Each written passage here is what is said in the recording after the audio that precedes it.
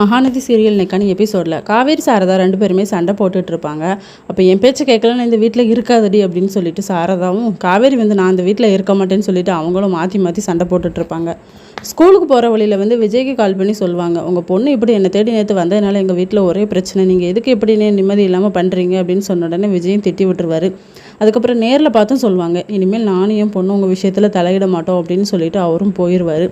அப்புறமா ஸ்கூலுக்கு போய் காவேரி பார்ப்பாங்க. அட்டண்டன்ஸ் எடுக்கும்போது அம்மா இருக்க மாட்டாங்க, ஆப்சண்ட் ஆகிருப்பாங்க. நம்ம ரொம்ப ஓவராக தான் பேசிட்டோமோ அப்படின்னு சொல்லி நினச்சிட்டே இருப்பாங்க. அம்மா உட்கார சேரை கூட பார்த்துட்டே தான் இருப்பாங்க.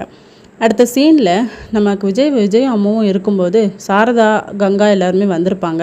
இப்படி அப்பாவை விட்டுட்டு ஒத்தையில் அங்கே எங்கேயும் போகலாமா அம்மா, இது தப்பு இல்லை அப்படின்னு சொல்லிட்டு அவங்கள பார்த்த உடனே அம்முக்கு செம ஹாப்பியாக இருக்கும்.